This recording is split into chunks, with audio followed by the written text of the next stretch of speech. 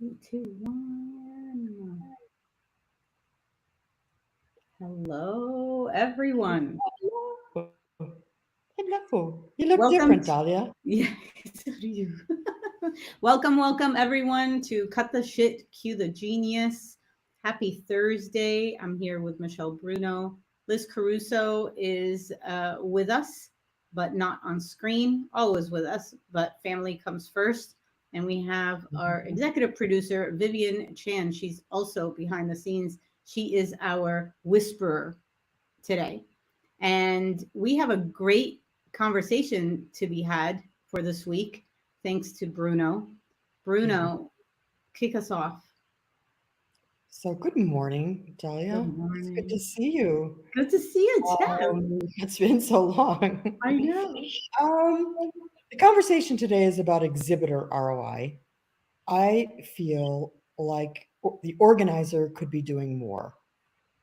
And I know more sometimes translates to more expense, more effort, more resources required. But I've just noticed in the years of my career that I, I feel, in my opinion, exhibitors are sometimes second class citizens, exhibitors and sponsors. They're given a lot of, maybe there's an exhibitor washing thing going on. They're given attention, up until the sale is made. Then after that, it's like, You're on hey, your own, you're on kid. your own. And, like, we can't control what you do. We can't control how you market. We can't do this. We can't do that. And I think differently, and I just wanted to talk about it today. I wanted to get your opinion. I wanted to see if any of our geniuses could chime in on this, but I think that there's more that organizers could do Yeah. to make it a better experience and increase the ROI for exhibitors. Yeah. So, like, So, my first question to you is like, is ROI just leads? Do you think it's more? Because we're always talking about the brands want all these metrics from trade shows and everything else. So if the only metric is leads, qualified leads, then what's the hubbub? What's ROI to you? And also, I will say, after interviewing lots of people over the years, everyone has a different answer for what's ROI. so, So so why don't I'm we going to start go there. there? Why don't we start there? Um, let's define ROI. Let's define ROI for exhibitors. And I think we're going to have to get to a point where the ROI, maybe that KPI, did you see all these acronyms? Yeah. Too bad there's no alliteration for you because then it would be like another Oh world yeah. for you. Oh yeah. I'll create my own. I don't have to wait for alliteration to come to So, me. and the ROI for exhibitors, Mhm. does it have to be different by type of exhibitor? Meaning, and it should, right? If we're talking about Mhm. personalization for attendees, then let's talk about personalization for exhibitors. So, is ROI the right KPI? Is there a brand new KPI that needs to exist, or different ones that we need to take a look at? And, in the sense of exhibitors, first time exhibitors, is it like 10 timer that's been there over and over again? Does the Mhm. ROI look different? And what can we do with defining that first? And we start from there. So help us Yeah. define it. Yeah. All right, we got leads. I Yep. have talked to companies that track the number of meetings that they actually have face-to-face meetings with human beings in the event, whether it's in their booth or it's in another area. They track the number of meetings as a metric because they can once they have a meeting, that motion can actually be tracked better. It's an indicator that there's sales intent happening. So meetings, I have worked with companies in the past that people just coming into the booth is a metric because it that action can be captured by devices, Right. cameras and beacons and different things like that. So there's a lot of different metrics. And where you have metrics, I think organizers can also jump in to make sure that those metrics are met. Those KPIs are met. No, So there's definitely. three right there that I Yeah. know of. I mean, Jordan says ROI is so much more than just the leads collected. and I think you're spot on. Like, Okay, I like think what? Like like I think there's a halo effect that should be discussed with an exhibitor coming through to any mm-hmm, type of show, whether it's their first time or whether it's their 10th time. And I think this is where people get all like nervous and ugly crying when like their bellwethers or like their big exhibitors that have been there forever. Remember mm-hmm, like CES when all of a sudden I think it was like Apple pulled out right. and then the big, others pulled out as well, Hmm. where maybe the conversation was too much on just leads. Yeah. And perhaps, it wasn't an in-depth conversation on like, okay, where are you at right now this year and what do you need? And it sounds super basic, but like Hmm. I don't understand sometimes when I go to shows, especially industry shows, and they sold it to emerging startups, and they sold sponsorships slash exhibitors. I think I'm going to put them in the same bucket for a hot minute. Yeah. And then the exhibitors or the sponsors say, I didn't get that much out of it. It's because they just sold it to them and then left Hmm. them. You're on your own, kid. You do you. We gave you 10,000 people as an audience, but where's the onboarding? Hmm. Where is the hand holding in regards to, okay, so how do I approach Bruno versus approaching Jordan? Who Hmm. do I need to know? So it's almost like maybe the sale has to be a different conversation from the get-go. And Hmm. maybe leads is not what you lead with. Yeah. Well, I wanted to also talk about the technology that's out there. It is like so-called lead retrieval technology is so much more advanced these days. And for example, I'm going to call out a couple companies here. I was talking to Captello yesterday, and not only do they do lead retrieval, they have an CRM built into the app. They have a registration component. They just have it's they're taking sort of the journey of the lead through all of the paces, which years ago used to be like, okay, you got the reg company that does the reg, and that has to plug in somehow to the lead gen and all that stuff. So that's out there. You have Smart Connects, which starts this lead capture journey even before the event. Right. That technology gives exhibitors like tools to even do attendee acquisition.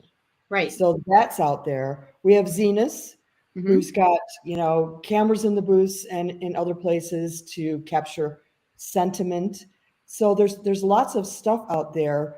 Organizers don't have to just go to their reg company and use whatever lead capture or lead collection, software or devices, if that's still a thing, that comes with it in exchange for maybe a lower cost in the registration or like trade some stuff.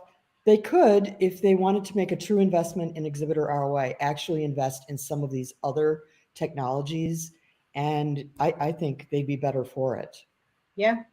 Well, I mean, so Joe, our dear friend Joe, is with us today. He's one of our geniuses today. And he Hmm. says he just stumbled across this chat. So I'm going to reprimand him for not actually having 10:30 Eastern marked on his calendar that he would have coffee with Bruno and Liz and Dahlia. So that's just one thing right there. No, I hardly knew ye. Yeah. Where So you've no, been. we're done. But he talks about something where it's like, pre-show goal setting.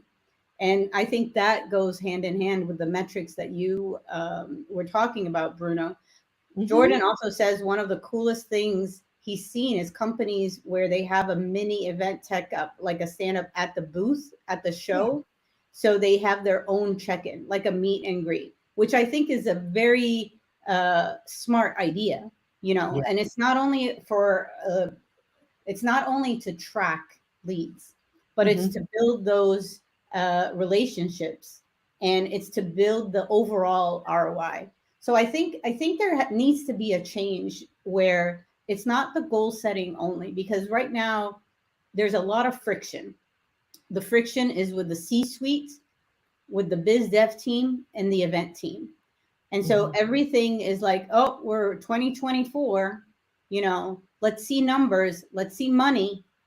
And they don't want to invest in, okay, how do we onboard exhibitors, the old Yeah, ones that have been with us forever, right. and how do we bring in new blood? Because your Mhm. attendees want new blood, they want Mhm. experiences. They might actually even don't want the word exhibitors anymore.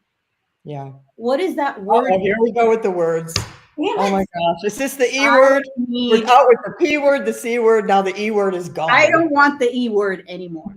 What are you exhibiting? This is relationship building. If you want something long term, if you want your Mhm. ROI to, like, be long term, and it's a psychological thing too. When you go to a Yeah. company and you say, "Oh, we want you to exhibit," meaning we're going to put you in a land of 1,500 other booths where you have to fend for yourself and you Yeah. wait for the traffic to come to you.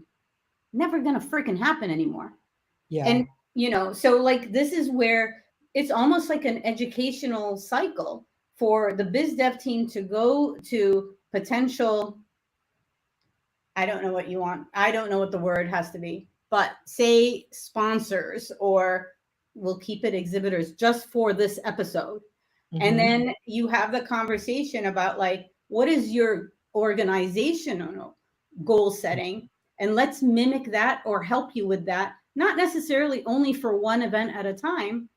How about across a spectrum of Mhm. content, of moments with attendees, or members that really are looking for you to have a relationship with?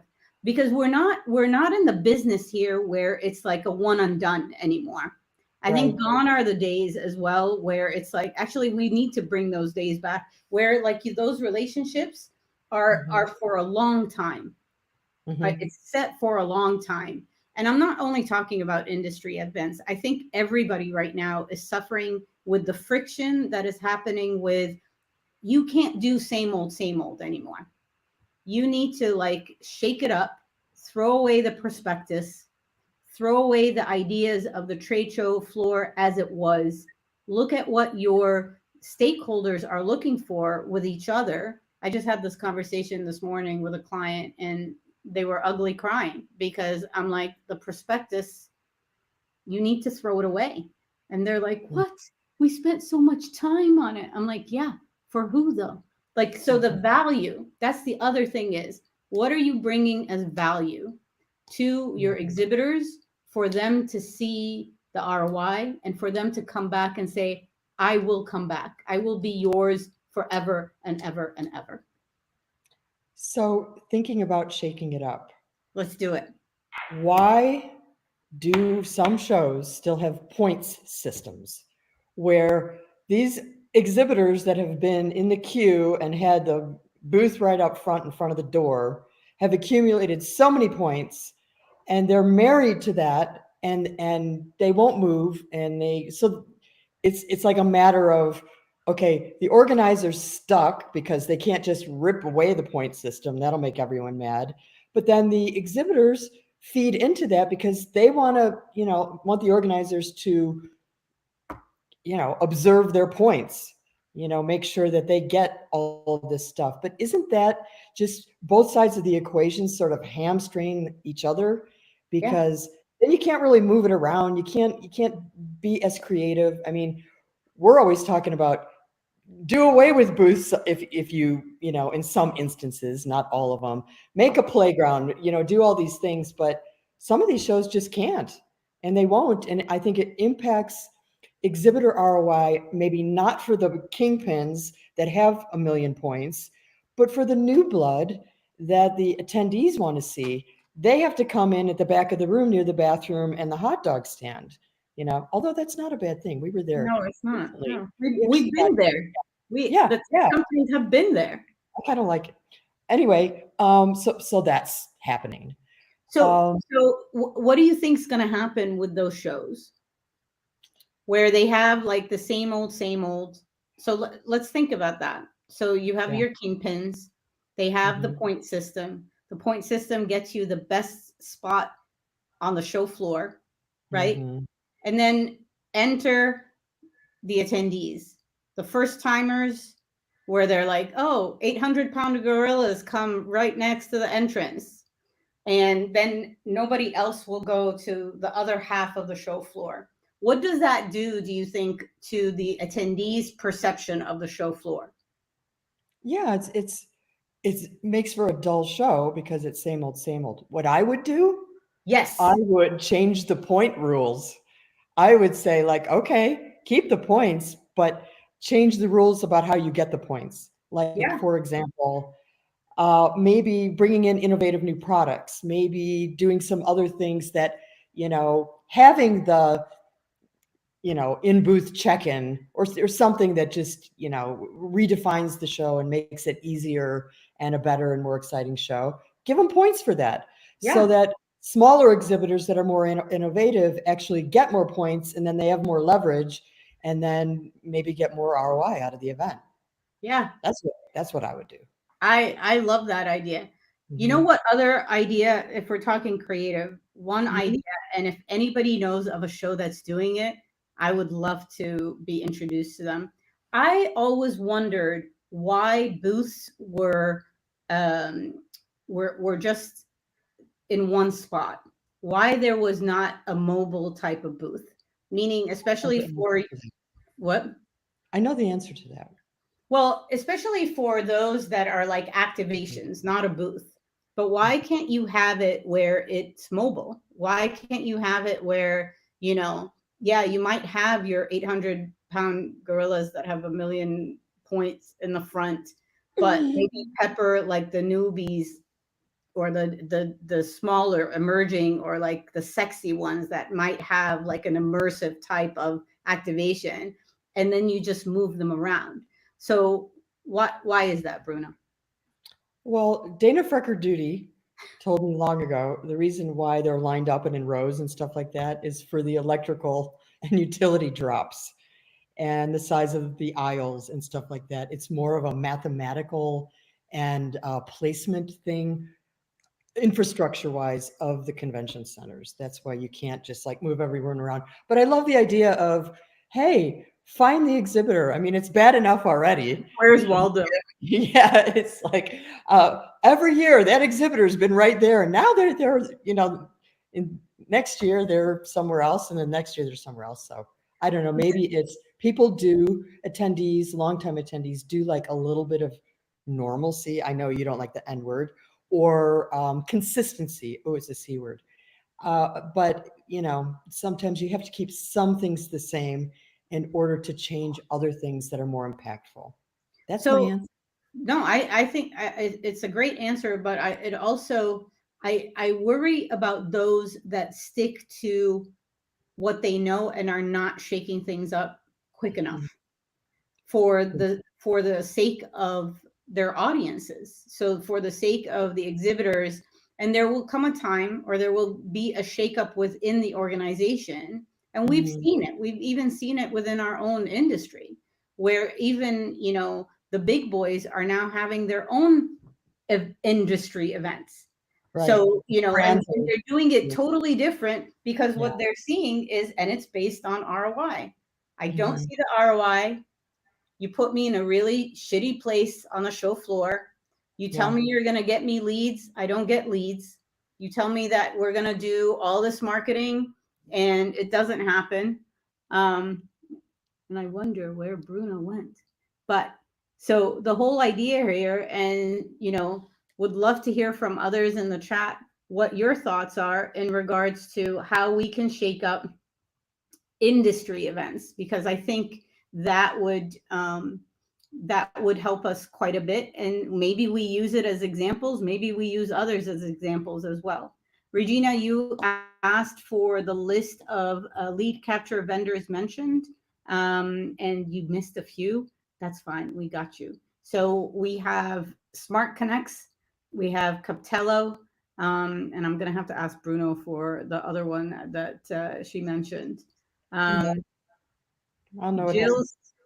Jill said, I like it when all the tech companies are in the same area or other categories. And I agree with you. I agree with you, Yeah. Jill, because I think it's easier for one's mind to sort of make the round that way or to organize their schedule that way. I'm going to look at all the tech companies. I'm going to look at all the destinations, for example, or like at a medical show, I'm going to look at all the devices. I'm going to look at all of this.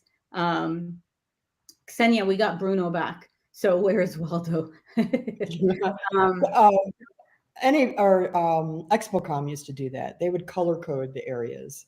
I love. really like it too. But that is appealing a lot to attendees. And I want to bring up one other thing, Dahlia. Mhm. Why is there not a chief exhibitor officer? Boom. Look it Good up. Look title. it up on LinkedIn. Nobody's So got now that. we have chief events officers and chief exhibitions officer. Is that what you're asking? Yeah, exhibitor officer. Exhibitor officer. So it's So all CEOs. someone, Can you imagine how that many is, CEOs you can have in a company? oh my CEO. gosh, why not? Hey, there'll be more of those than any other employee. It'll be like the C-suite is like occupying the whole building and everyone else is remote Yeah. if they exist. So wait a minute. So chief exhibitor officer Exhibitor officer, would be yes, responsible for what? for exhibitor ROI, for making exhibitors happy. Right now, the people that have that function are sales. And what do salespeople do? As soon as they sign on the dotted line, it's all about getting them in for the next year.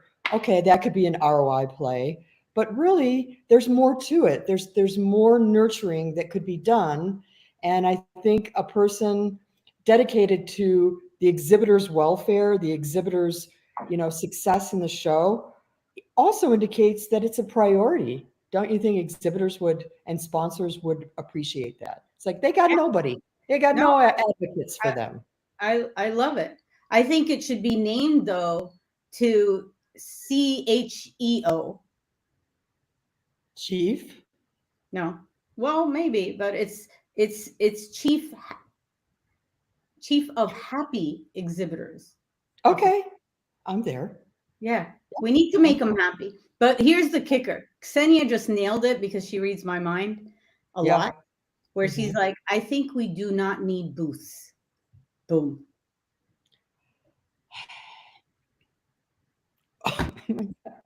Okay, you're never going to get a piece of business from any of the booth fabricators as long as you live.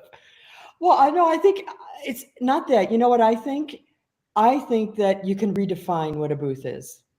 Yeah, I mean, if you think of a booth as raw space, what you put in the booth has been evolving, you know? And I think organizers can have a role in that too. They can be involved in the evolution of what a booth is.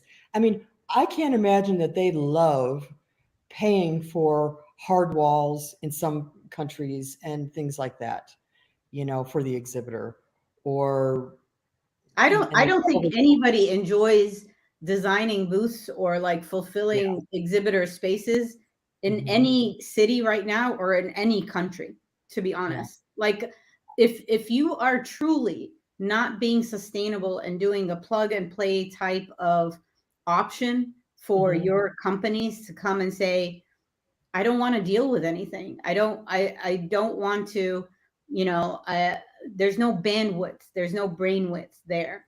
I would rather you spend time with me to tell me how I can market pre, during, and post show, especially Mhm. post show, Yeah. to the audience. Don't come and lead me on like, oh my God, you're going to be in here. There's going to be 1,500, 1,000 people. I don't care if it's 1,000,000 people.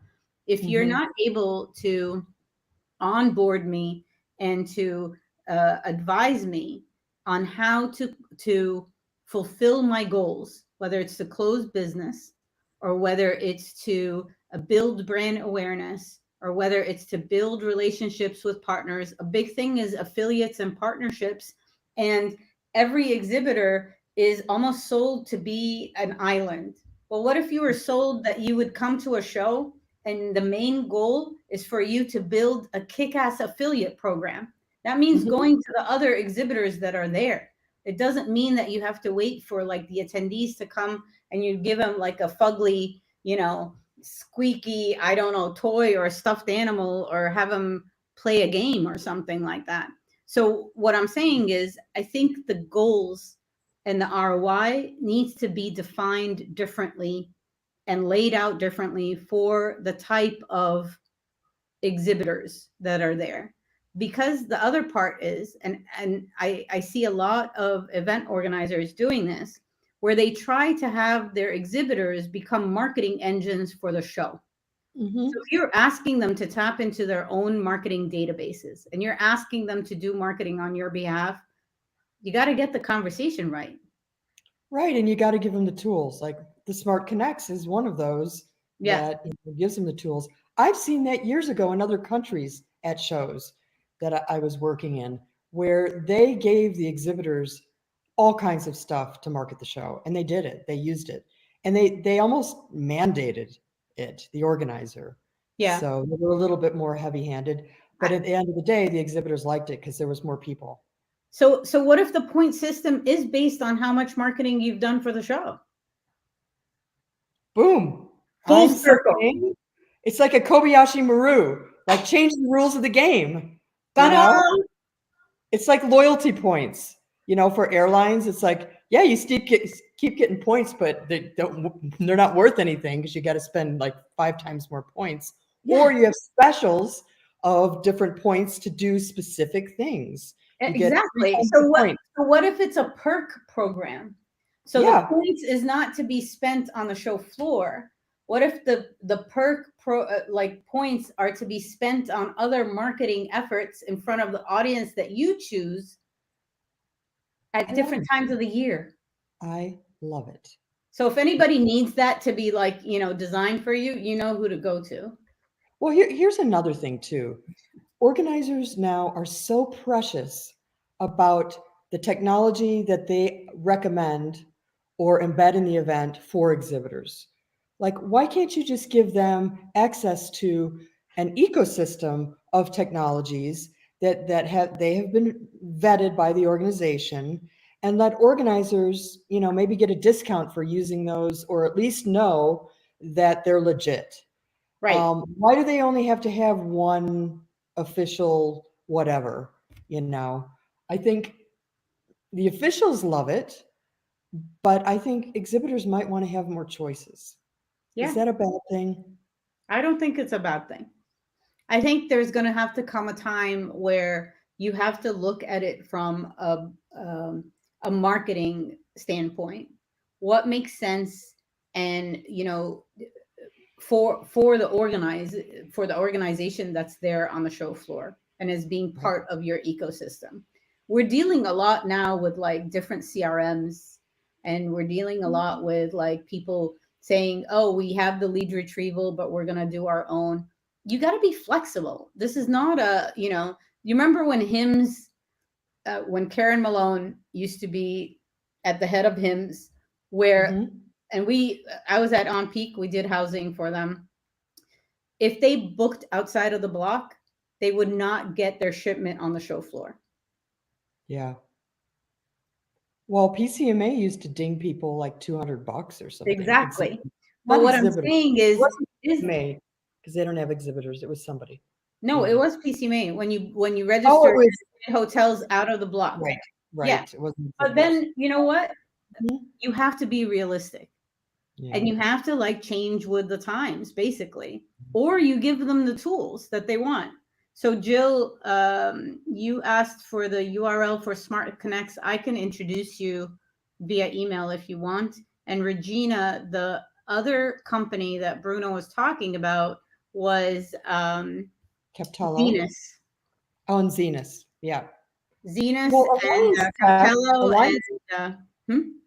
Alliance Tech, which was bought Yeah. by Cvent, um, a lot of these sort of capabilities were sort of like scraped up, but they used to do passive lead retrieval kinds of Yep. things with RFID. Yeah. That that exists, I'm sure. Crowd Connected.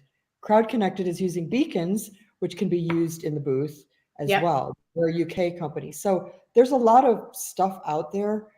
Um, I just think sometimes organizations could be more instrumental in introducing exhibitors to that. And a lot of these companies will give them a rev share, if they get the business. So digital income, digital revenue right there. I Yeah. wanted to run one more thing past you.